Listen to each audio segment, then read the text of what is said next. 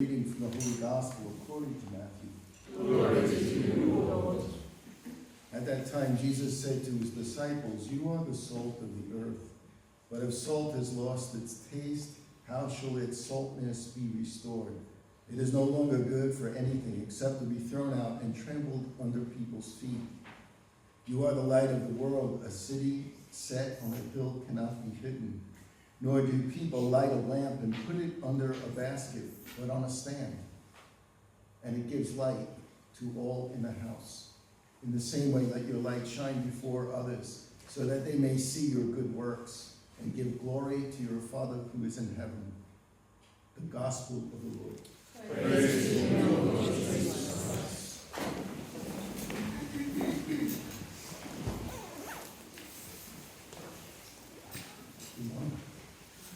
I was thinking about these two readings, both the readings from Philippians and this Gospel, and I was thinking about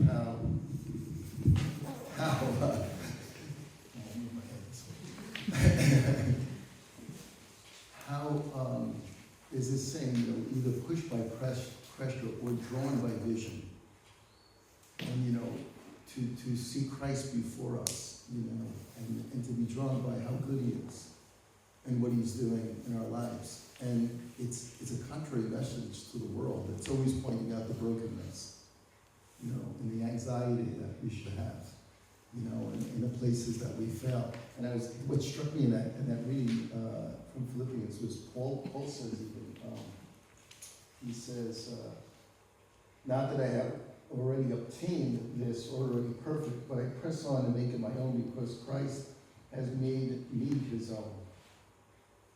And I thought that was so interesting because it says, "Not that I have already obtained this or already perfect."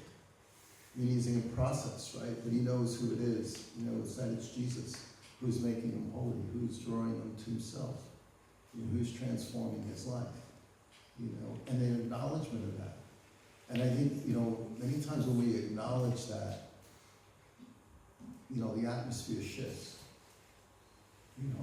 Hopefully you could say, like a year ago, it was like this, but in this last year now, there's been breakthrough. Like I see Jesus more showing up. I see more of his presence in my life. I see more, he's doing so much. Like, this is such an adventure with Jesus. It's so many ways that he's speaking to me, and am I then risking more? Like, because he's trustworthy, and it's reasonable then, because he's showing me himself, and he's making himself manifest to me, and that's like a really, as Friars, we have like a fascinating kind of like insight into this, I think, in a particular way, because like if you would have asked me, like when I was a young person, would I ever be in London, as a friar? Like, no way. Like, no way. Italy maybe, but like it's too much rain, but God brought me here, and it's like, wow, how did I get here? Like, what the heck? And I'm here 7 years now. And it's like, Jesus, look at all these people I've met, which is how Jesus speaks to me, through people and relationships. And it's been so beautiful, like so stretching and just so like wonderful, like how he's manifesting himself in relationship. We just came back, we were in Turkey, I was with Marius and his brother, and we visited his brother who's in Turkey, who I know from Beirut and from Lebanon, which again, how did I meet all these people, and here I am in Turkey. And we're in Ephesus at Our Lady's house. And I'm like, what the heck? How did this, this is just so bizarre. Like, if you think about the probabilities mathematically, and you step out of, faith, that's pretty astronomical. To be standing in Our Lady's house in Ephesus, or to be in Ephesus where the tomb of John the Apostle is, and where the great city of Ephesus, where Our Lady, and of course the apostles were there, where great, dogma of the church was. It's just like, what am I doing here? Jesus, you're just showing up. You're just showing up so much, in my life, and I'm just so grateful. And I think when we start to turn our attention to that, it's like the light in the room. You start to see how much Jesus is working around you. You know, and many times we have this opposite view, you know, in the sense, well, where is it broken? And there's a lot of places in my life that's broken, you know, as well. And I could like focus on that, you know, but like, doesn't really usually get me out of it. It usually actually makes, just the other one kind of elevates and draws me on. The other one kind of drives me downward, usually into like hopelessness, you know. And Jesus our hope before us, you know, that draws us on. And I think Paul's caught on that. And then he's just like captivated. And he's just so caught up with Jesus that he risks so much. And it's not fideism, meaning it's not just because they want to believe it, but there's evidence along the way that Jesus is trustworthy, that he shows up, that he's never outdone in generosity, that you make a gesture towards him and he multiplies it, you know, and that's wild to think about, you know, to put the investment in Jesus, if you will, you know, because he just can never be outdone in generosity, and he just multiplies and just breaks through. He's more desirous of my salvation than I am, you know, and that's a good thing, you know, because I think I'd probably give up in the rich. I feel like I'm good, you know, like the Brooklyn Bible we call it. I didn't kill anybody, you know, like I'm good, you know, like, you know, I'm a good person, yeah, well, you know what I mean? And it's no, you gotta be, you know, he's calling us to perfection, he's calling us to greatness, he's calling us to be holy, and he wants to bring us to holiness. You know, because we can think, well, then I have to just figure it out. You know, I just have to strive harder. Just have to, one more rosary. Rosary is a great prayer, but like, how many equal holiness? Like, you know, like, okay, it's deeper. It's a deeper connection. It's a deeper connection of relationship with the Lord.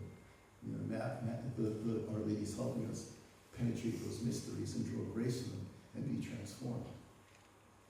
You know, the life of Christ, so alive all around us. And those who risk, you know, I just see, you know, as I do this class on Friday nights, and some people who are usually here or were not here gave a witness that they went out in Stratford and they just brought a loudspeaker and they just basically started proclaiming Christ, and if people wanted prayer for healing,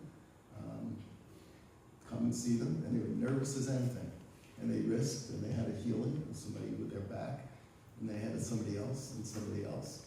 And it was crossing that love line into what we see in the gospel. That should be the ordinary. That people are getting healed, that the gospel is being proclaimed, that people know Jesus, that he's alive, that he loves them, that he cares for them, that he's breaking down walls, that he's so desirous to bring us into family, into communion with him. Paul is totally set on that. He has his eye on that. You know, Christ is saying to us, you know, is there salt there? You know, is there a lamp? That it's evident that Christ is alive in us. It's evident. And when you get around people like that, if you will, it brings the best out of you. It's a bit contagious. There's a bit of, you know, the times I was around, you know, John Paul and Mother Teresa, or just holy people, you're better. You know, you just do better when you're around. You know, when you're around Mother Teresa, when I watch people come together, like Wall Street people around Mother Teresa, like they would come off, they'd skip out of work, come down to the South Bronx, a very violent neighborhood, wearing these amazing suits, and you know, on a Friday afternoon, and just captivated by this little short woman from India. And what drew their hearts? Why would they risk that? Why would they leave what they were doing to go there if there wasn't something deeper? You know, and that was her, you know, Christ in her, drawing them and awakening their hearts. That's for us too. And I think so many times, I think the church needs the people of God to be responding in this way, from a deep, intimate relationship with the Lord, to be risking. You know, we risk on a lot of other things in life. You know, we invest in a lot of other things. You know, in America, it's probably the same here, but in America, you know, people's Sundays will be all focused around sports. It's like the center. And even their week would be, you know, connected to sports. And it's like, really? It's not going to save you. It's actually a bit of a distraction. It's not a bad thing. It's not evil. You know, but like, is it the center? It's not a bad thing. In fact, Thomas Aquinas talks about like play, and he says there's a virtue in play called eutropelia, because animals really don't play. Animals don't figure figure out like chess, you know. And so, you know, people do. So it's part of the mind of God, you know, that there's a virtue in it, but when it takes precedent and it's not allowing Christ, you know, it's Christ at the center, you know, Christ is joining us. There's so much more. And we get settled with, I'm good. And yet there's so much more he wants to show us, and allow him. And this day, I would say to you, allow him. And I always say to myself, allow him to save me. Allow him to just give him permission, as Mother Teresa would say, to save me. Give him permission to show up. You know, start to have an eye, as Ignatius of Loyola talks about, was an examination of conscience. An eye for life. When is he showing up? This is important just as much as seeing like when I failed him. I think it might be more important to say when he's showing up. Because when we start to get that, sometimes the stuff that we're broken with gets healed because we're so captivated by him. Our face is drawn to his face. And we're just caught up with him. And the wound he heals because we're so captivated by him in the first place. And to love the Lord your God with all your heart, your mind, with all your strength. And Paul is on this. And Paul is being fed by this. And Paul is being driven on by it. It's the light of Christ coming from him, you know, through him, if you will. And that basically, he brings Christ to the nations. It's for us as well. It's us in our own world. Maybe it's at work. Maybe it's in our families. But it's for us as well. So let's pray this day as we receive him in the Eucharist to strengthen us, you know, to make himself known more powerfully, to overcome even a lie we have about him, a lie about we have ourselves, you know, the misconceptions. You know, like, come show us truly who you are. You love us. You know, bring us into deeper communion. You know, yeah, we mess up. But we're children. We're children of the Father. When your children mess up, you get mad at them, but you don't just disown them. You don't kick them out. You love them. You're not happy with them, but you love them. And you know, and it's just turning back. And he's always there to welcome us back. And so to be welcomed back into that communion, that others also may be drawn into that deeper communion. Let's pray as we receive the Eucharist. We'll have the strength to just really surrender and to be open to his presence.